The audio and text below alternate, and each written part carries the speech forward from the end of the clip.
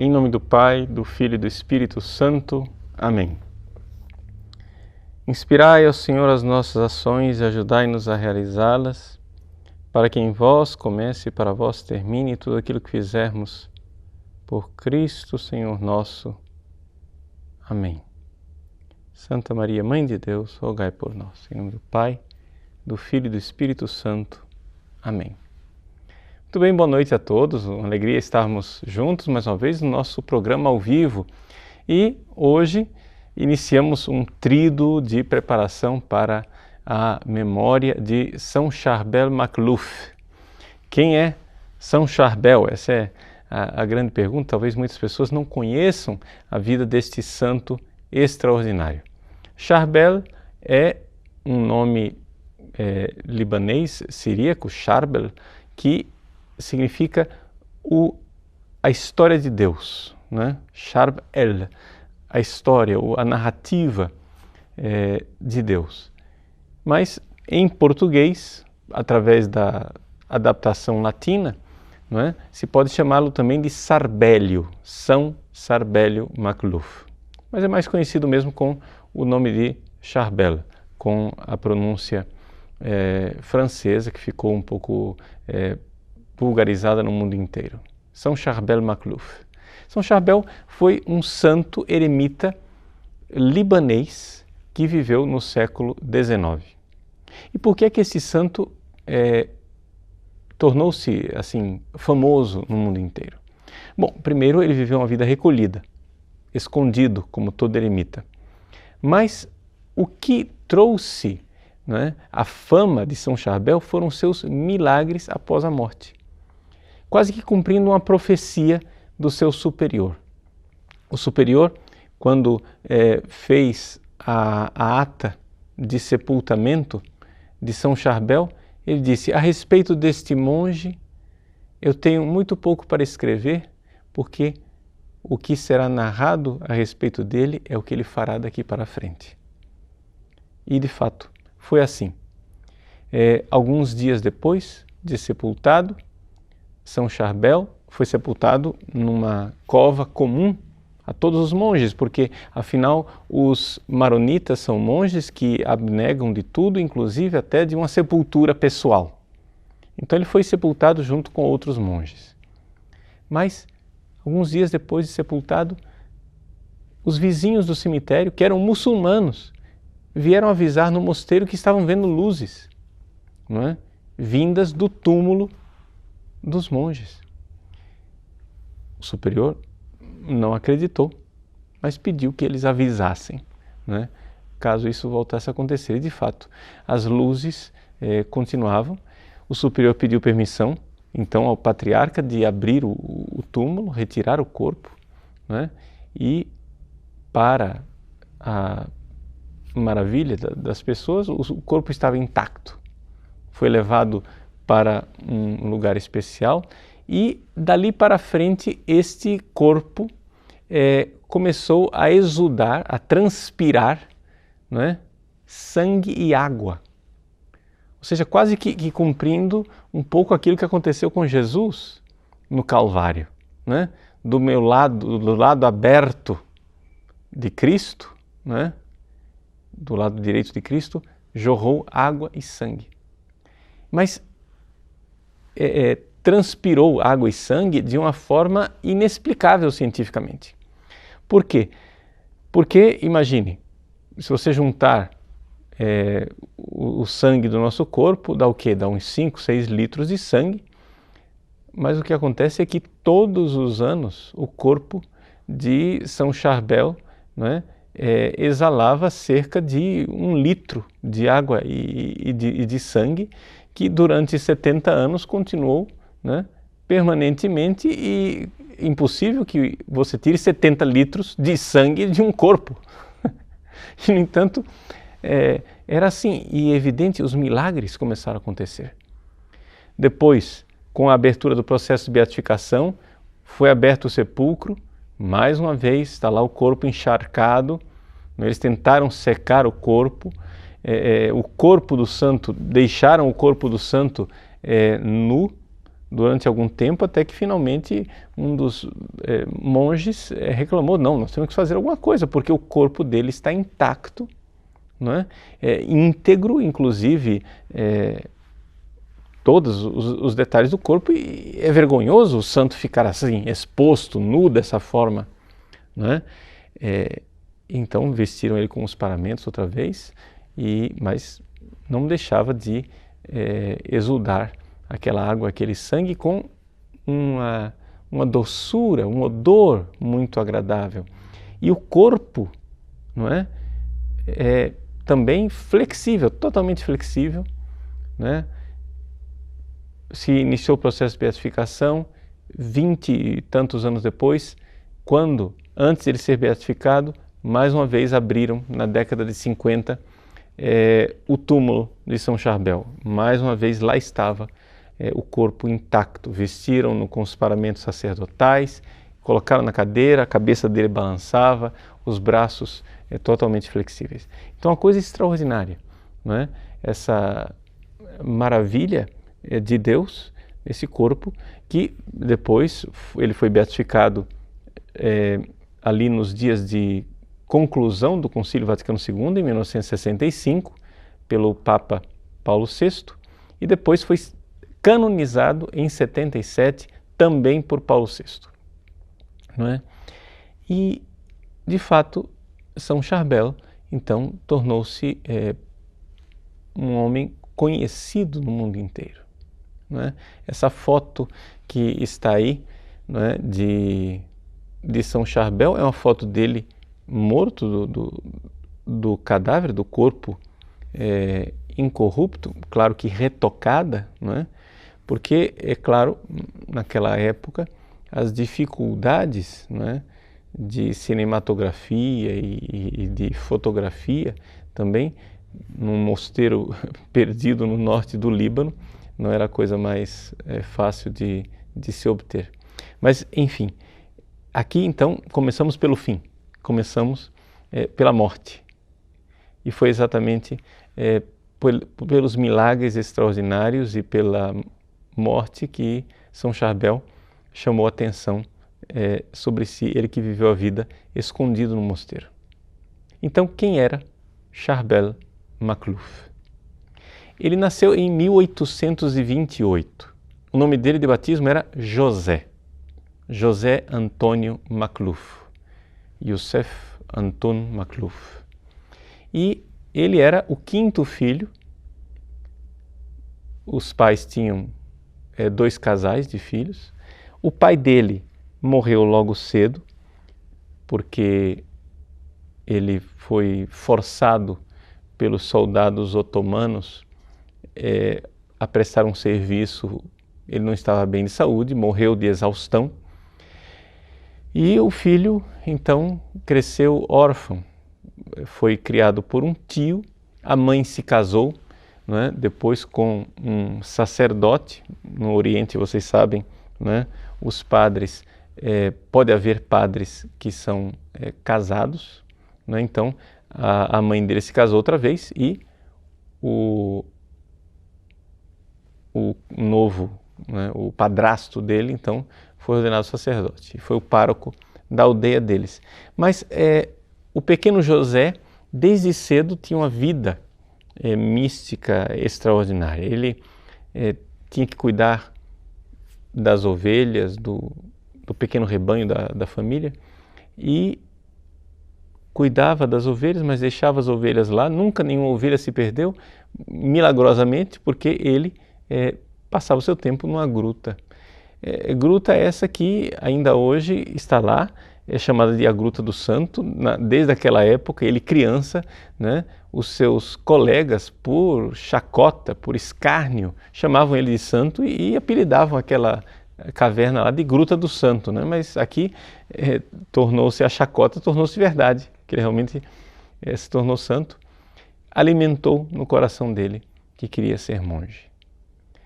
Evidente que a família não aceitava essa ideia, a mãe muito apegada a ele, o tio que o criou precisava da força braçal dele para trabalhar, mas ele, decidido, tinha 2 tios que eram sacerdotes, decidiu que então seria monge mesmo assim. E com 23 anos de idade saiu de casa, escondido. Uma bela noite, saiu e foi embora. Chegou no mosteiro, ali ele se dedicou, fez o seu primeiro ano de noviciado, mas o mosteiro no qual ele se encontrava era um mosteiro que ainda tinha muito contato com os camponeses da região. Naquela época, o Líbano, dos produtos que o Líbano exportava era a seda. Então, os monges trabalhavam ali, pegavam as folhas e cascas da moreira para dar de comer às lagartinhas, lá, os bichinhos da seda, não é? E os camponeses ficavam ali, ajudando nesse processo. Uma menina, uma camponesa, então ficou encantada com a beleza do José, né? Jovem, de 23 anos, 24, e jogou um bichinho de seda nele. Ele baixou os olhos, não quis dar bola para ela. Ela jogou um segundo. Ele se retirou. Naquela noite ele resolveu fugir daquele mosteiro, porque aquele mosteiro estava atrapalhando ele, sendo para ele tentação, né, a castidade. E então foi para um outro mosteiro, por isso foi considerado desertor nesse mosteiro original, mas depois ele explicou lá para o abade do mosteiro para onde ele foi, e ele foi aceito no segundo ano de noviciado. Nesse segundo ano de noviciado, a mãe do então irmão Charbel, porque já tinha mudado o seu nome de José para Charbel, a mãe foi visitá-lo, né? A Brigitte era o nome da mãe dele. E ele não quis ver a mãe. Para nós pode parecer terrível isso, né? Uma coisa cruel. Imagina um santo que não quis ver a mãe. Mas é que nós estamos aqui diante de uma escolha de vida radical. Ou seja, ele escolheu a vida monástica reclusa, não é? E ele estava convencido que um noviço que voltasse a ter contato com os seus familiares tinha que refazer o noviciado. Então, a mãe veio falar com ele e ele só aceitou falar com a mãe por trás da porta. A mãe estava lá do outro lado da porta e ele então falou com a mãe e disse para ela: mamãe, eu não posso ver a senhora, eu escolhi, né, essa vida. Ela disse: mas eu sou sua mãe, deixe-me ver a sua face pela última vez. Ele disse para ela: nós nos veremos no céu. Aqui eu faço um parêntese, porque uma das grandes lições que São Charbel nos dá espiritualmente é exatamente esse amor verdadeiro aos pais. Ou seja, esse amor de querer ver a sua mãe, de querer ver seus parentes, amigos no céu. Vejam, São Máximo Confessor, ele nos ensina que existem 5 tipos de amor. 3 são pecaminosos, um é neutro e outro é virtuoso. O único virtuoso é o amor que está fundado em Deus. Ou seja, quando eu amo uma pessoa em Deus, então eu amo essa pessoa virtuosamente. Agora, existe um amor neutro. Que amor neutro é esse? É o amor da natureza. Esse amor não é nem virtude nem é pecado. É o amor que uma mãe sente para o filho e que o filho sente pela mãe. A gente tem nós somos um pouco sentimentalistas e nós achamos que o amor de um filho pela mãe é sempre virtuoso. Não, veja, o que é que São Máximo Confessor está nos ensinando aqui? Ele está nos ensinando o seguinte, que qual é o amor que ele acha que é neutro? Tá?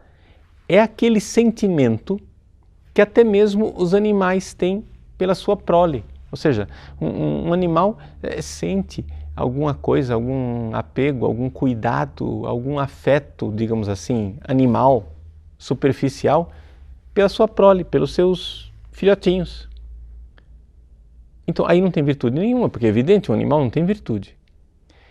Como nós somos corpo e alma, nós temos em nós também essa tendência animal, que São Máximo diz, ela é neutra. Então esse afeto entre mãe e filho, enquanto é baseado na realidade animal, ele é neutro. Mas não para por aí.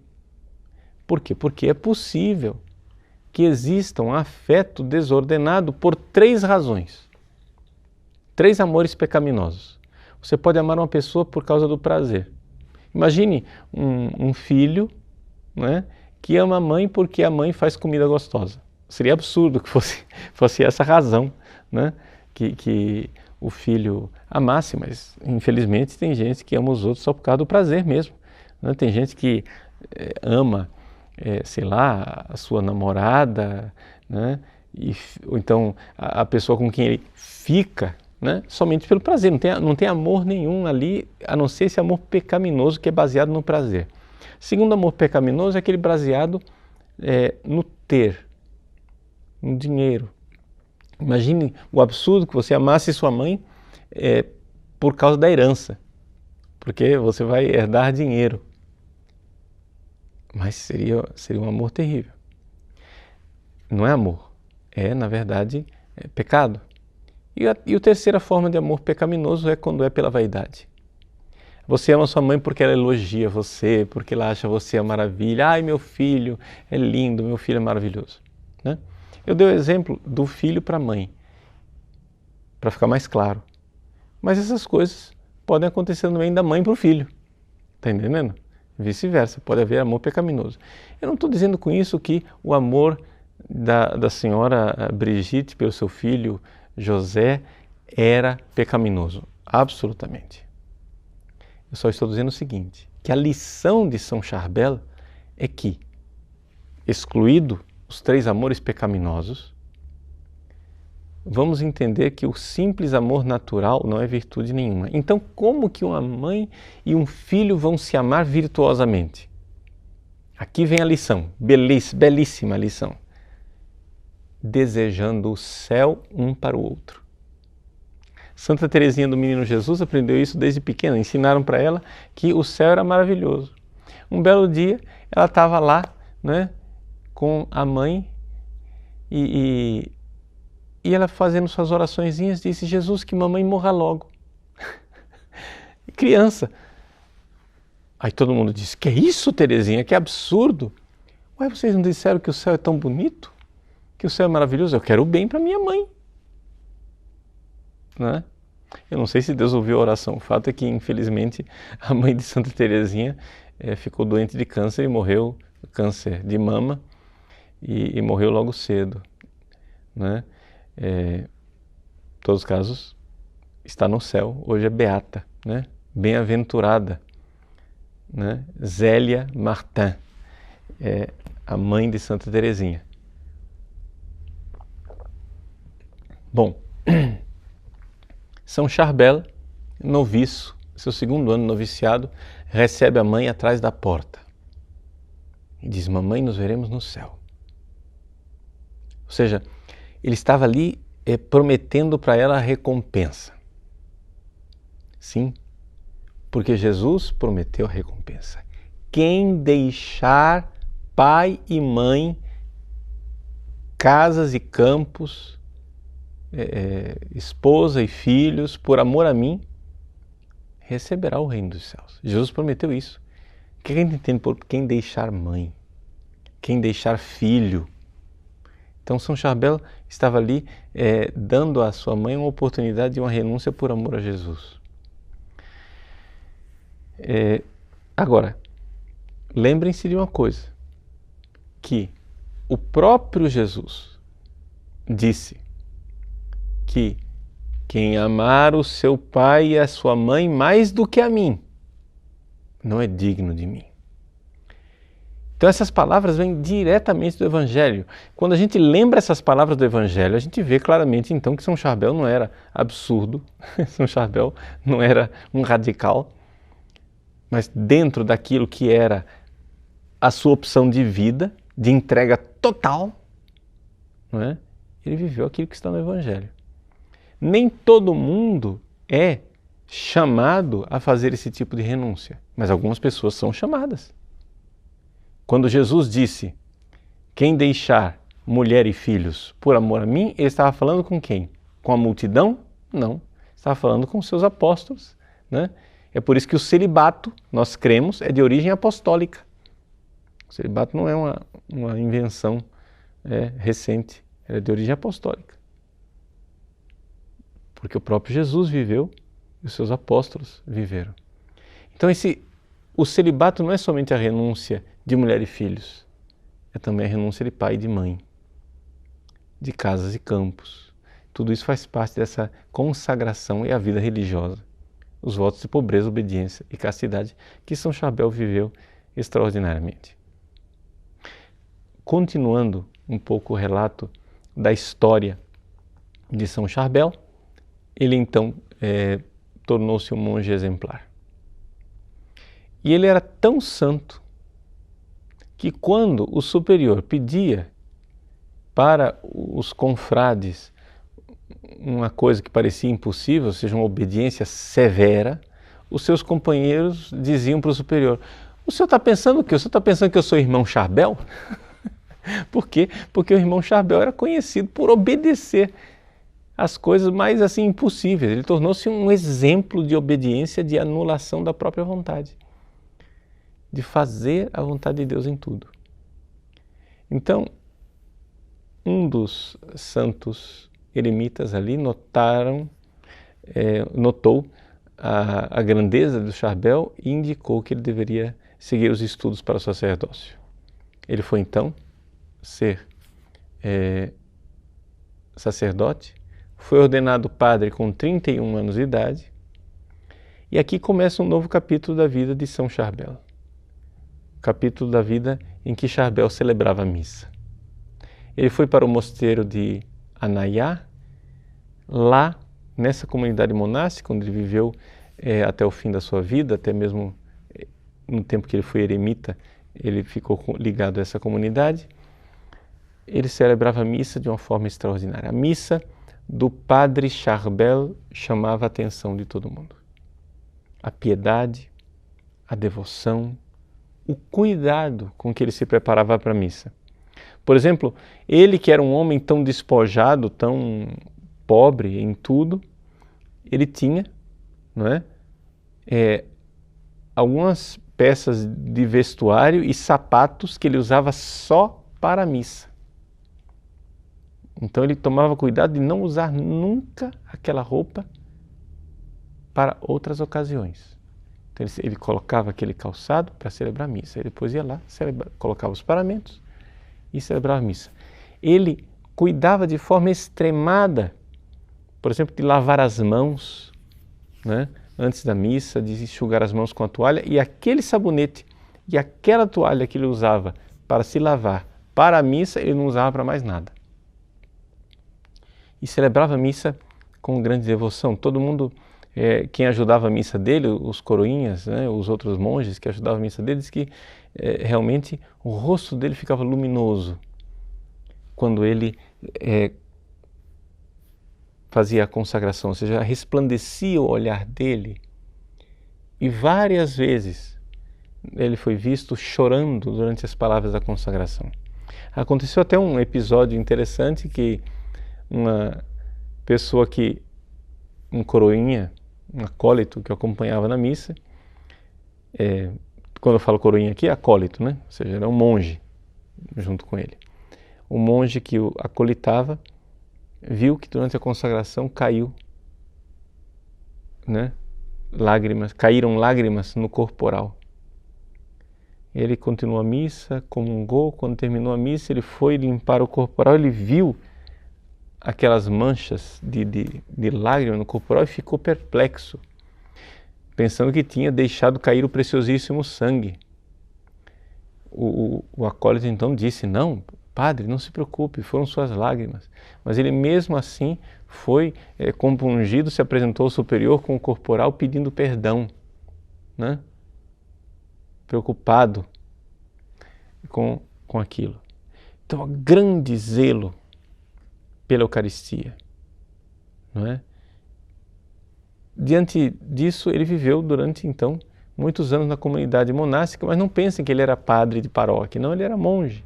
E ele fazia os trabalhos mais humildes, né?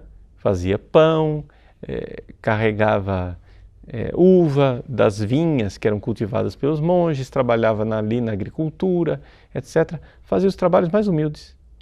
Mas ele tinha um desejo no seu coração. E o desejo que ele tinha no coração era de ser eremita. Eremita quer dizer o quê? É um monge que não vive em comunidade, mas vive num eremitério, afastado, só dedicado a Deus.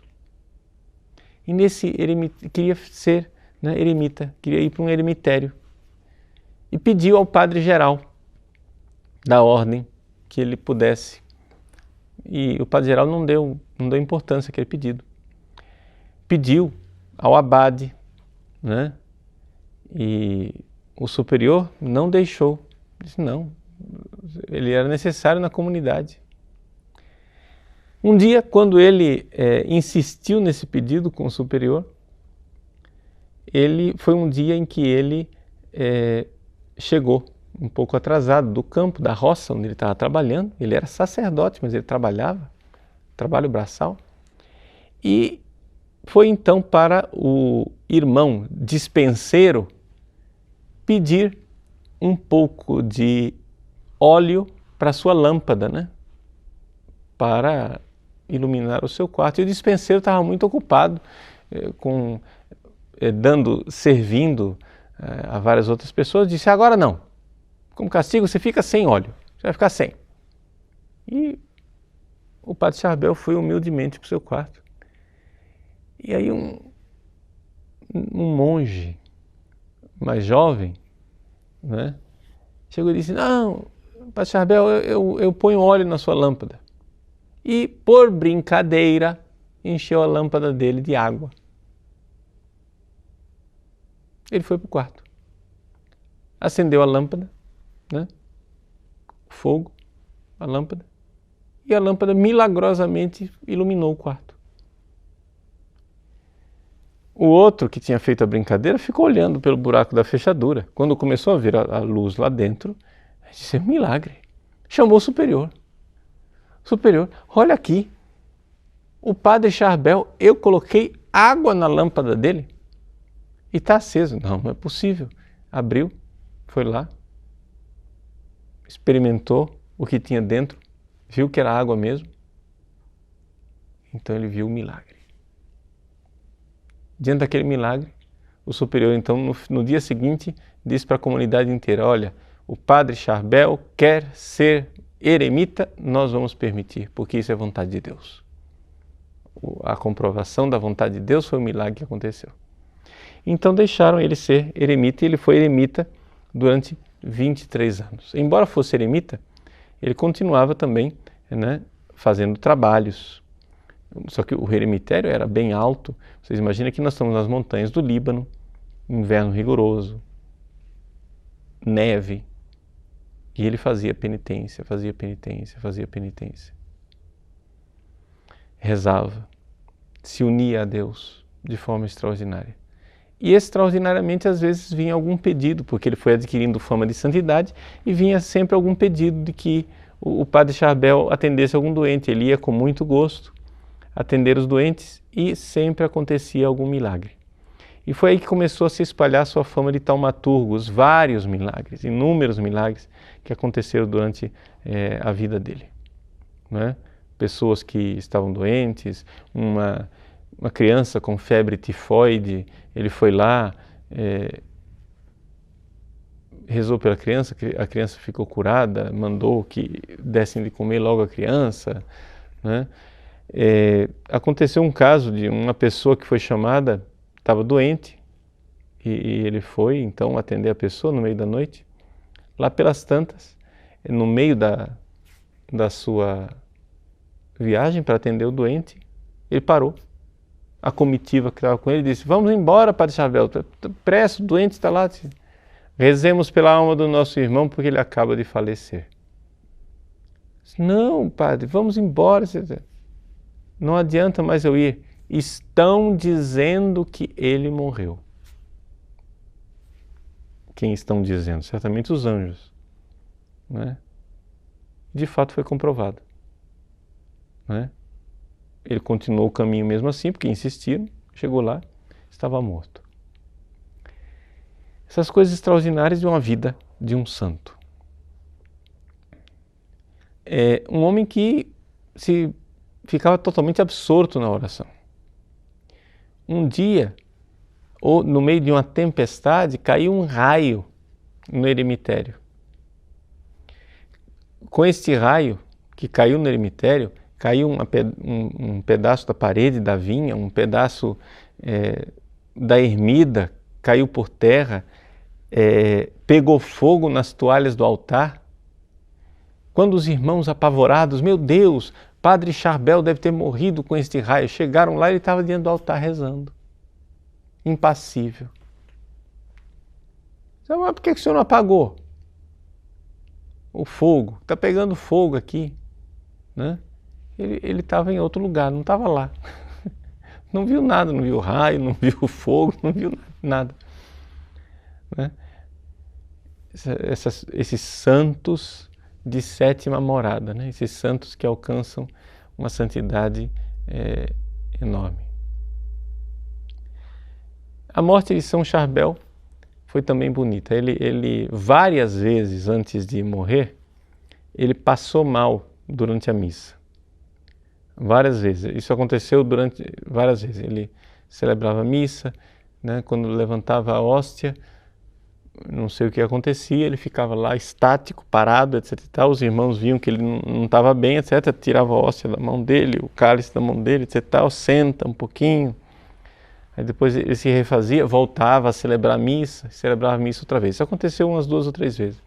Até que finalmente no dia 16 de dezembro de 1898, ele celebrando missa, passou mal de forma definitiva, ou seja, já tinha feito a consagração. Os irmãos o socorreram, tiraram a hóstia e o cálice da mão dele e ele ficou ali, né, até o dia 24 de dezembro, agonizando. Ele faleceu na vigília de Natal. E um tempo terrível, tempestade, neve, coisa terrível.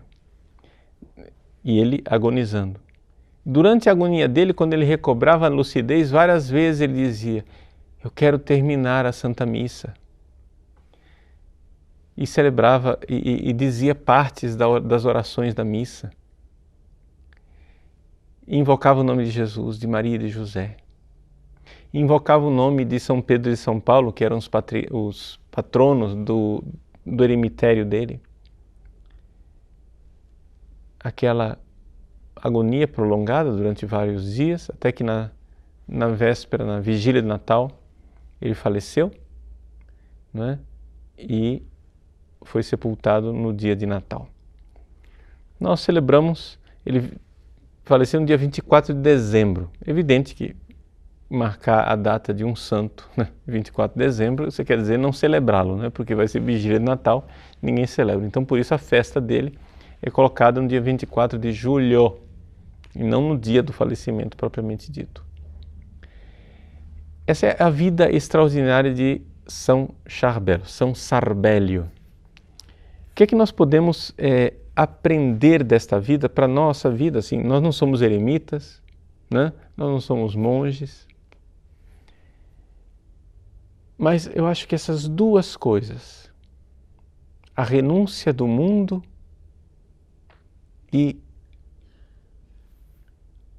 a grande vida espiritual dele, baseada na devoção a Nossa Senhora, a todo momento, rezar o Ângelus, invocar Nossa Senhora, a saudação angélica. Ele tinha na porta do eremitério dele, né, um ícone de Nossa Senhora. Ele não entrava e não saía sem repetir a saudação angélica para Nossa Senhora. A vida profundamente eucarística. Um grande sacerdote, né? Então essas duas realidades, ou seja, a renúncia da mentalidade mundana que para nós, ou seja, nós não somos monges, mas precisamos saber que isto, ou seja, esses grandes monges, grandes eremitas que renunciaram a tudo, esse desapego radical do mundo nos ensina. Eles são luminosos para nós. Ou seja, eles realizam aquela profecia de Jesus: diante desta geração, brilhais como astros luminosos. São Charbel, ele brilha. Né? Ele me leva a um exame de consciência, como é o meu relacionamento. Até mesmo com as coisas boas e santas deste mundo, como por exemplo, o amor à minha mãe, o amor ao meu pai, o amor às minhas irmãs, à minha família. Como é que eu os amo? Eu os amo em Deus verdadeiramente. Eu quero vê-los no céu, eu quero um dia celebrar junto com a minha família, né? Com os meus sobrinhos, com as pessoas que eu amo. Eu quero estar um dia na glória de Deus celebrando. É isso que eu quero? Ou eu estou procurando um paraísozinho aqui na Terra? Então esse desapego do mundo, essa vontade de viver a alegria do céu. E a segunda coisa, essa devoção já aqui na Terra, este amor por Jesus e por Nossa Senhora, Jesus na Eucaristia, Nossa Senhora, né, como presença. É interessante, os monges maronitas, não é? O coração maronita palpita de devoção a Nossa Senhora. Né? Todos os ofícios monásticos dos maronitas têm um hino a Nossa Senhora. Essa devoção à Virgem, devoção à Eucaristia.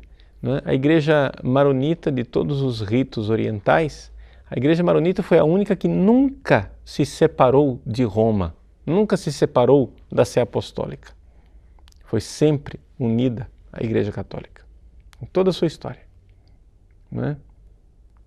Hoje, infelizmente, a população católica cristã no Líbano já foi mais numerosa,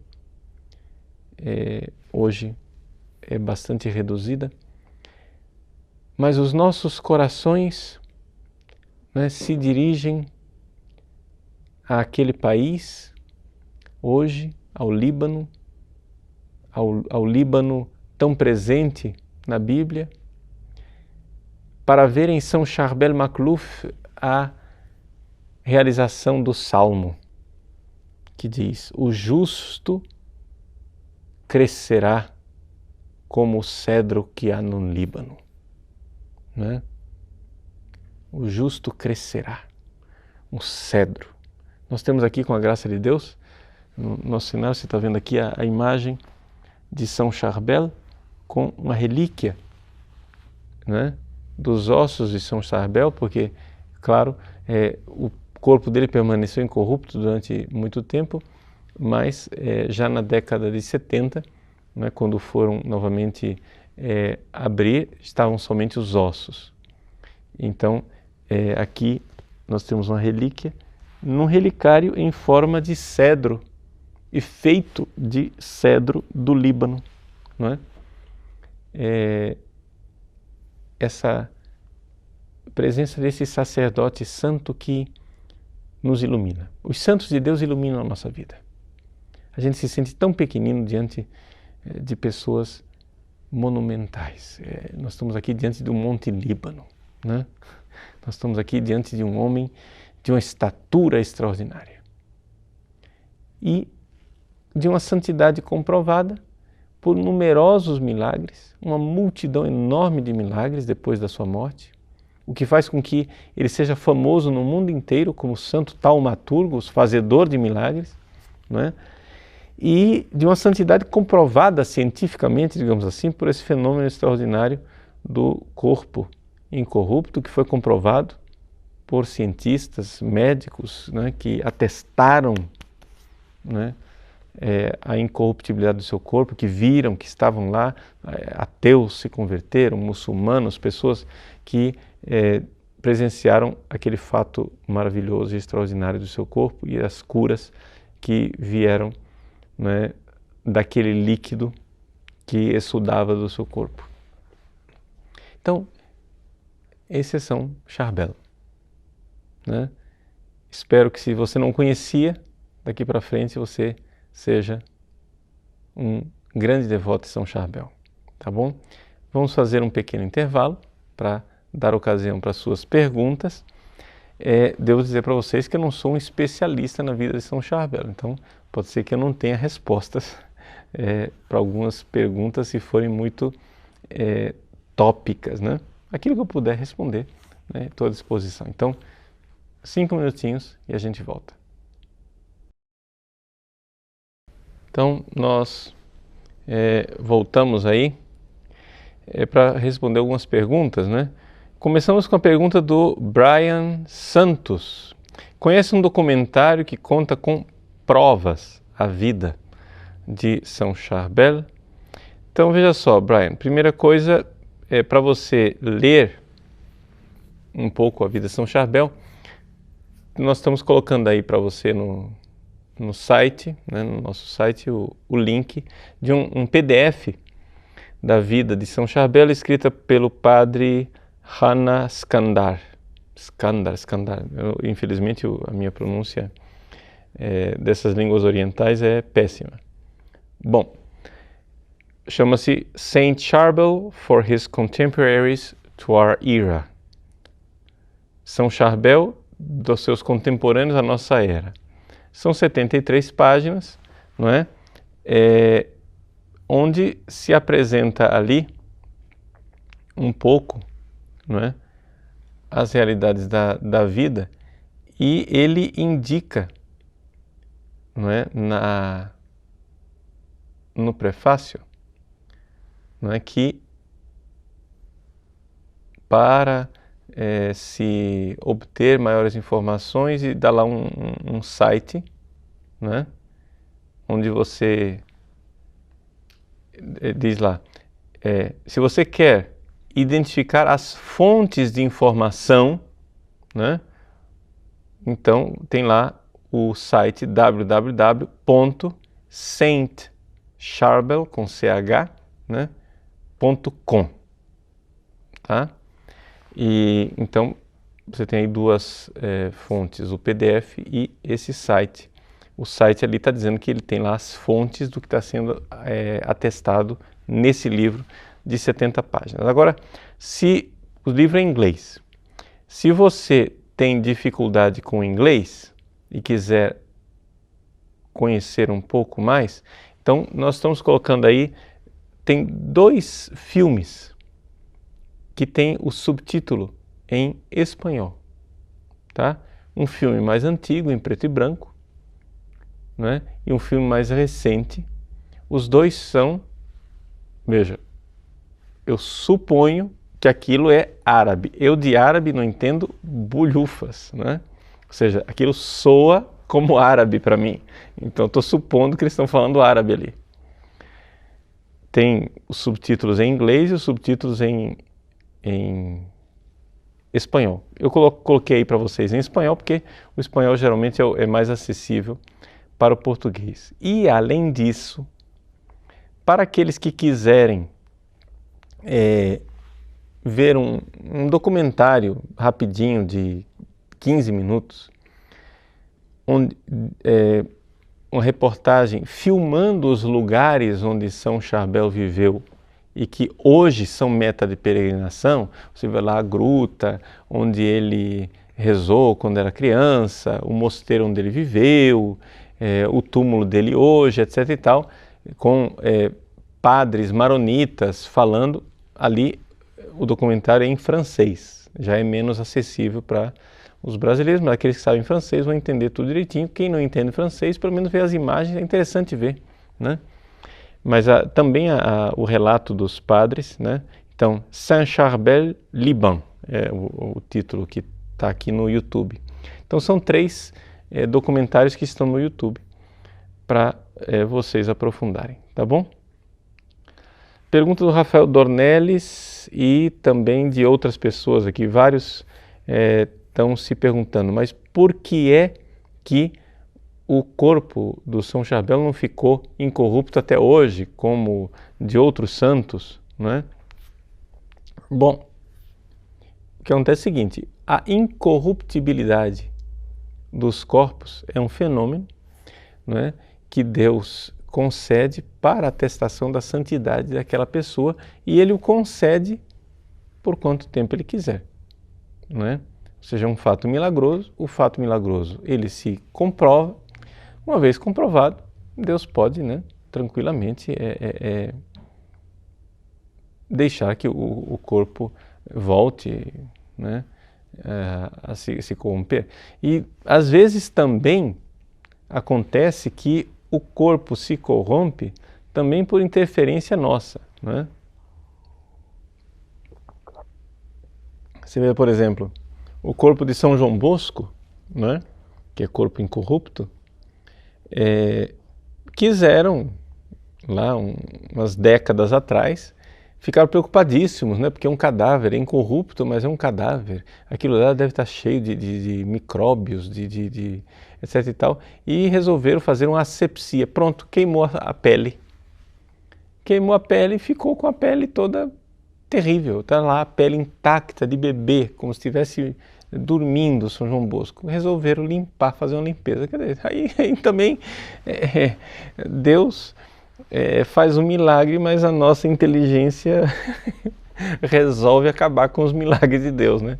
Então eu não sei também se esse negócio de tira do sepulcro, põe, entendeu? Enterra, tira do sepulcro outra vez, enxuga, põe roupa, tira a roupa, enxuga o cadáver do santo, etc e tal. Eu não sei se isso afeta, né? Se não é por culpa nossa que a coisa que o milagre, mas em todos os casos é nas mãos de Deus, né? Várias perguntas a respeito da sétima morada, né? O Francisco Fernandes perguntando que eu falei que o São Charbel da sétima morada, o que é isso? Né? A Janaína Viana também, o que é sétima morada? Outras pessoas perguntando, Padre Paulo, essa coisa de santo sétima morada, mas se eu vivo a vida matrimonial, posso chegar lá também? Né? Bom, o que é sétima morada? Veja, essa história de sétima morada é uma linguagem própria de Santa Teresa d'Ávila. Santa Teresa d'Ávila escreveu um livro chamado Moradas, ou O Castelo Interior, onde ela sistematiza o progresso espiritual pelo qual a pessoa passa nos graus de santidade e divide isso em 7 moradas. Na doutrina tradicional da Igreja, tanto no Ocidente como no Oriente, se costuma dividir os graus de progresso espiritual da pessoa em 3 fases somente, né? Então, é a fase dos iniciantes, a fase dos progredidos e a fase dos perfeitos. E essas fases são descritas pelos vários santos. São João da Cruz mostrou que a passagem entre essas várias fases significa sempre uma espécie de purificação, ou seja, na primeira fase você entra com a primeira conversão. Na segunda fase você entra com uma purificação chamada noite escura dos sentidos. E na última fase você entra com uma purificação chamada noite escura da alma. Pois bem, então são 3 fases. Essas 3 fases, se a gente fosse distribuir, né, e analisá-las mais detalhadamente, nós então iríamos ver que essas 3 fases também são subdivididas. E a gente pode subdividir nessas 7 moradas. Como encaixar o esquema das 3 fases com as 7 moradas, aí já é toda uma confusão de debate. Eu já estudei várias formas, aquela que me convenceu mais é de que a primeira fase são as 3 primeiras moradas, a segunda fase as moradas 4 e 5 e a última fase 6 e 7. Mas vocês vão encontrar vários livros dizendo várias coisas diferentes. Resumo da conversa, o que é sétima morada? A sétima morada é o máximo grau de santidade que uma pessoa pode alcançar aqui na Terra, onde a inteligência, a vontade, né, as faculdades da alma estão todas entregues a Deus e a pessoa vive constantemente na presença de Deus. É uma pessoa que já não faz nenhuma... não existe mais distinção entre os momentos em que ela está rezando e os momentos que ela não está rezando, porque não tem mais isso, ela reza o tempo todo.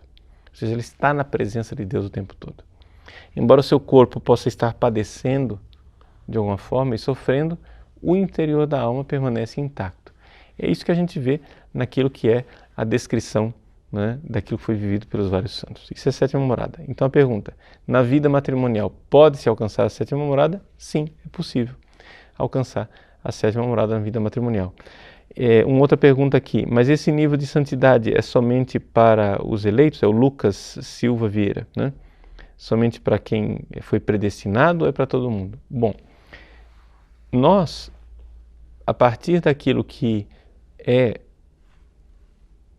digamos assim, uma reflexão de vários grandes teólogos da vida mística e aquilo que o próprio Concílio Vaticano II nos diz na Constituição Lumen Gentium, no capítulo 5, nós devemos dizer que a santidade é um chamado universal. Todos nós somos chamados à santidade, não é? Agora, por que é que a gente não chega a esse grau de santidade? Bom, aí já é por falta de colaboração nossa. Ou seja, Deus quer, mas nós precisamos ser generosos. Então você compreende aqui que é muito mais árduo e difícil passar por essas purificações na vida matrimonial. Por quê? Porque, de fato, na vida matrimonial, você pode estar dividido nas coisas. Ou seja, para você chegar nesse grau de santidade, você deve, então, chegar a um ponto de amar a sua mulher e os seus filhos em Cristo de forma totalizante. Como que se chega a isso, né? Bom, aí a gente já precisa escrever um tratado para tentar explicar como se chega a isso. Mesmo assim, será um conhecimento que precisa ser colocado em prática. Ou seja, na prática, o que a gente deve fazer para chegar à santidade realmente é a nossa generosidade. Então, não basta só esse negócio de parar de pecar. Parar de cometer pecados mortais é pouco. Você tem que parar de cometer os pecados veniais, se esforçar no combate dos pecados veniais e, a partir disto, ser generoso na sua vida de oração e de ascese, vivendo, né, para amar e servir Jesus o tempo todo, mesmo nos outros, mesmo na sua esposa, mesmo nos seus filhos, não é?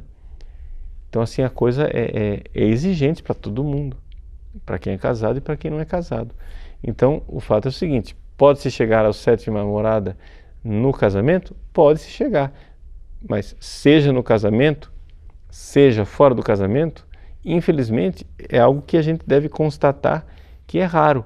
Mas não porque Deus queira que seja raro, Ele chama todos, mas é a nossa sem-vergonhice, nossa falta de colaboração, de entrega a Deus. Nós não somos generosos o suficiente, né? O Diego Alencar, Padre Paulo, a igreja aceita hoje uma pessoa ser eremita? Sim, Diego, a igreja aceita. Porém, não é um caminho muito comum. Vou dizer por quê. Assim, o próprio São Basílio, não é? Basílio Magno, o grande codificador da vida monástica no Oriente, ele explica isso, que é o seguinte, a vida monástica começou realmente com os monges sendo eremitas, a maioria dos monges, bem no início, era eremita. Aí Pacômio iniciou a vida cenobítica, cenobita, essa palavra difícil, quer dizer o que? A vida em comunidade, não é? E então, se começou a ver que o problema dos eremitas que ficavam sozinhos por eles mesmos é que muitos se tornavam santos, mas alguns também enlouqueciam, não é? Ou seja, o remédio era forte demais para o doente, resumo, né? Ou seja, nem sempre as pessoas estão preparadas para esse tipo de vida. Então, o que é que havia? A vida monástica foi então se organizando, sendo uma vida cenobítica, ou seja, uma vida de comunidade, ou então, no máximo, semi-eremítica, não é? Como no Skélia, no deserto ali perto de Alexandria, se vivia uma vida semi-eremítica em que cada um vivia na sua cela, no entanto se reunia para a liturgia, etc e tal, tinha direção espiritual. É como vivem os cartuchos, não é? Os cartuchos têm uma vida semi-eremítica, ou seja, eles têm uma vida, cada um na sua cela, mas eles têm também parte da vida comunitária, parte do ofício, é comunitário, etc. No entanto, vivem um estrito silêncio e a maior parte do dia eles estão na sua cela, inclusive fazem as refeições separados, recebem a comida por uma gaveta, né? E quando a gente fala cela, você não imagina uma cela de prisão, né? Cela quer dizer aqui um quarto, um pequeno apartamento, poderíamos dizer, porque tem até área para jardim, para a pessoa cultivar, etc. Então, e ali o cartucho, ele reza os 150 salmos todos os dias, né? Por exemplo, nossos padres diocesanos, depois da reforma do Vaticano II, nós rezamos os 150 salmos todos os meses. Eles rezam todos os dias, ou seja, eles rezam 30 vezes mais do que nós, né? Então, e nessas, como por exemplo, algumas comunidades religiosas cistercienses, trapistas, às vezes, extraordinariamente, concedem a um monge ou a uma monja a licença para que ele seja eremita, né? Então ele fica ligado à comunidade como São Charbel, mas vive uma vida eremítica, né? Mas isso não é muito comum porque é necessário avaliar um pouco, né? Se a pessoa tem, digamos assim, estrutura para esse tipo de vida que é bastante exigente, né? Padre Paulo, por que a Igreja fala tanto nesses corpos incorruptos? Qual a importância disso? Se provasse que isso não existe, a fé da Igreja seria abalada? É a pergunta do Christopher Rodrigues. Não, Christopher, a fé da Igreja não seria abalada. Só que acontece o seguinte, as pessoas mais exigentes dentro da Igreja em níveis científicos, quem vai investigar cientificamente essas coisas, chega à conclusão extraordinária de que esse fenômeno dos corpos incorruptos só existe dentro da Igreja Católica, né? Por exemplo, o famoso padre Oscar Quevedo, que é cético em tantas coisas, bastante exigente no rigor científico, eu diria que até de forma inoportuna em algumas coisas, mas é simplesmente a minha opinião, nada, né, contra a pessoa do padre, mas ele que é tão exigente tem uma coisa que ele simplesmente diz que é inquestionável, essa coisa dos corpos incorruptos, ou seja, não existe um único exemplo de corpo incorrupto fora da Igreja Católica, né? É um fenômeno que só existe dentro da Igreja Católica. E, segundo, né, usando a expressão do Padre Quevedo, essa é a assinatura de Deus dizendo: a minha igreja é essa, não as outras. As outras não são a minha igreja. Não quer dizer que essas pessoas não amem a Deus, não é? Não quer dizer que não estejam buscando a Deus, mas simplesmente o seguinte: Jesus deixou uma igreja. Jesus não tem 10 corpos, ele tem um corpo só, que é a igreja, né? E a Igreja Católica. Essas igrejas evangélicas, ortodoxas, têm elementos eclesiais? Tem. Eles têm os sacramentos, né, os ortodoxos principalmente. Os evangélicos têm a Bíblia. Então são coisas santas, coisas boas. Mas não tem toda a substância da Igreja Católica. É por isso que o Concílio Vaticano II diz que, né, a Igreja de Cristo subsiste na Igreja Católica. Quer dizer que a substância está na Igreja Católica. As outras igrejas, elas têm elementos que são ou acidentais ou são pedaços daquilo que foram a substância da igreja. É a substância desfeita, desconfigurada, não é? Essa é a verdadeira interpretação do subsistit in, não é, do Concílio Vaticano II, que tanta gente faz polêmica, dizendo, não, o que é isso? A Igreja Católica, a Igreja de Cristo subsiste na Igreja Católica, quer dizer que todas as outras igrejas também são a Igreja de Cristo. Não, exatamente o contrário. Exatamente o contrário. E isso pode se comprovar com toda clareza, né, pelo estudo que foi feito por pelo padre Karl Becker, que foi nomeado cardeal. Não sei se a gente considera o padre Becker cardeal ou não, porque parece que ele não recebeu a púrpura cardinalícia. Parece que ele renunciou porque estava doente, alguma coisa assim. Não sei. Não sei se... Eu tenho que depois verificar se o padre Becker está na lista dos cardeais ou não. Mas ele foi nomeado cardeal por Bento XVI. O padre Becker, ele fez o trabalho de ir lá nos arquivos do Vaticano II.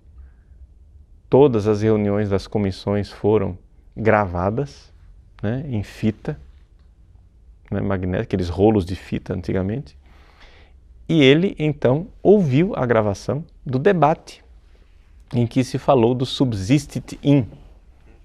E o padre Tromp, no debate ali da equipe preparatória, dizia claramente, né, subsistit id est ecclesia catholica, né?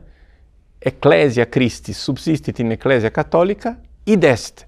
Ecclesia Christi est ecclesia catholica. Quer dizer, é a mesma coisa, dizer é. A Igreja de Cristo é a Igreja Católica, não é? As outras não são a Igreja de Cristo, né? Foi isso que o Vaticano II disse. Agora, infelizmente, tanto o pessoal da hermenêutica da ruptura, né, tanto de esquerda como de direita, termina desconfigurando o concílio, dizendo, não, o concílio não disse isso, o concílio disse que todas as igrejas são uma maravilha. Ele não disse isso, né?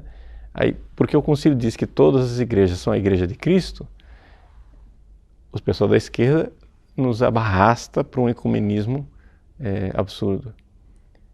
E o pessoal mais tradicionalista nos arrasta a querer negar o Vaticano II para dizer que o Concílio Vaticano II é um concílio herético, que disse uma coisa absurda. Nem uma coisa nem outra. Basta a gente estudar, né? Tá bom. Fugi do assunto, né, que era São Charbel, mas o nosso tempo também aqui vai se esgotando. Eu, então, deixo a vocês a sugestão de procurarem aí mais informações a respeito de São Charbel Macluf, né? São Sarbélio Macluf, e que realmente seja um amigo e um intercessor, e não somente isso, um modelo de vida e de santidade. Deus abençoe você. Nos encontramos na próxima semana, se Deus quiser. Em nome do Pai, do Filho e do Espírito Santo. Amém.